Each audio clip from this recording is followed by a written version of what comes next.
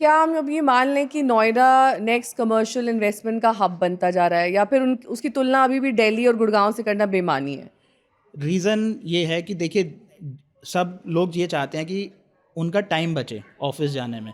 आज की डेट में जो नोएडा का इंफ्रास्ट्रक्चर है उसमें जब जो सड़कें हैं वो काफ़ी चौड़ी हैं। दिल्ली में अगर कोई ऑफिस है तो वहाँ पर इंफ्रास्ट्रक्चर वैसा नहीं है, क्योंकि अपने ऑफिस में वो जाएगा तो उसे 1 घंटा 2 घंटा जाम में लग जाएगा।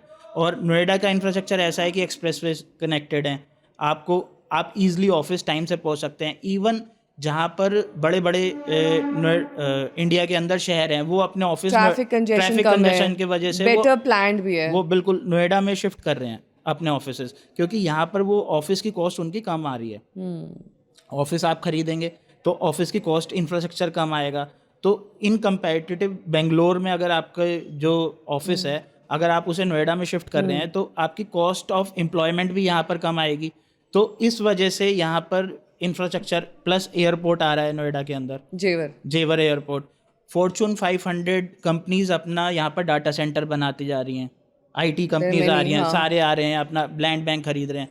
इवन वो इस वजह से भी है शायद क्योंकि यहाँ पर इन्फ्लक्स ज़्यादा है टियर 2 टियर 3 सिटीज़ के लोगों का।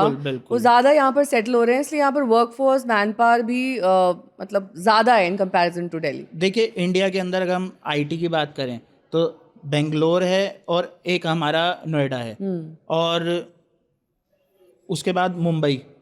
ये 3-4 शहर हैं जहाँ पर आईटी वाले अपना पहले यहाँ आते हैं, फिर उसके बाद यूएस वगैरह जाते हैं ये लोग।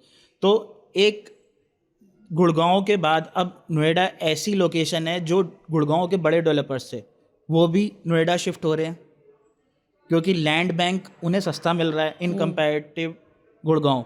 और यहाँ पर भी इन्वेस्टर दिल खोल के पैसा लगा रहा है आज की डेट। तो वाकई ये फॉर्चून 500 कंपनीज आ रही हैं या सिर्फ एक नैरेटिव सेट किया जा रहा है? नया अभी 10% कंपनीज आई है, 90% बाकी है। 90% बाकी है, तो अभी बहुत स्कोप बाकी है। और इवन अभी हमारा जो नोएडा है वो उसमें 3 अथॉरिटीज आती हैं, Noida authority, greater Noida authority and Yamuna authority.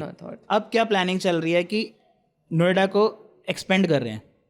जो नोएडा का एरिया है वो अलीगढ़ तक आपका, अलीगढ़ में कुछ स्पेस आ रही है, कुछ यहाँ गाजियाबाद तक की स्पेस आ रही है। तो ट्रायंगल बन रहा है एक इस साइड से, एक्सप्रेसवे की साइड से उस एरिया को एक्सपेंड कर रहे हैं। तो एक अथॉरिटी हो सकता है आने वाले टाइम में हमें और मिले। जैसे आपने देखा होगा गुड़गांव में 200 करोड़ तक के अपार्टमेंट आपने सुना होगा कि सेल हो रहा है। तो वो कॉन्सेप्ट भी आपको 2 से 4 साल में यहाँ पर दिखेगा, क्योंकि जो ग्रोथ है यहाँ पर है उस तरह की 30-40 करोड़ रुपए, क्योंकि एयरपोर्ट आ रहा है ना मैम, एयरपोर्ट आ रहा है, फिल्म सिटी का अभी स्टार्ट हो गया, फॉर्मूला 1 हमारे नोएडा में ही होता है, ऑटो एक्सपो पहले दिल्ली में लगते थे, अब कहाँ लगते हैं, नोएडा में लगते हैं।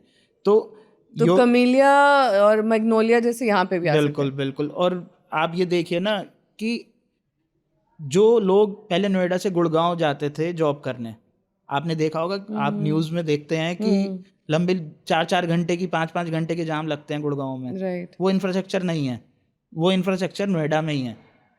तभी यहाँ की जो डेवलपमेंट है, एयरपोर्ट और ये फॉर्चून 500 कंपनी जो मैंने आपको बताया ना, अभी 10% आए हैं। नहीं, और एक माइंडसेट में भी चेंज। पहले लोग लुक डाउन करते थे नोएडा में इन्वेस्टमेंट, मतलब वहां पर क्यों रहेंगे। अब वो माइंडसेट आई थिंक चेंज हो गया है। अब मैं आपको एक चीज़ और बताऊंगा जो आपने भी फील करी होगी। लास्ट के 10 ईयर्स में क्या हुआ है, कुछ लोगों ने डेवलपर्स के साथ ना इन्वेस्ट करा था, उनका ट्रस्ट चला गया था, नोएडा से ट्रस्ट चला गया था। तो आज उनका ट्रस्ट दोबारा, वही इन्वेस्टर हमारे पास दोबारा आ रहे हैं जिन्होंने जेपी में खरीदा था या अमरपाली में खरीदा था। अब 2016 के बाद जो रेरा की गाइडलाइंस आई और अब जो डेवलपर को डेवलपर का सिस्टम आ गया कि एक डेवलपर नहीं बना पा रहा तो दूसरा डेवलपर आके उसे प्रोजेक्ट को हैंड ओवर कर रहा है। और योगी सरकार भी टाइमली देख रही है, और अभी 3 से 4 साल पहले सारे टाटा ने हैंड ओवर कर दिया है, बिरला आ रहा है नोएडा के अंदर। तो बड़े बड़े ब्रांड्स आ रहे हैं और नोएडा में इस टाइम सारी ग्रोथ स्टोरी नहीं बन रही है।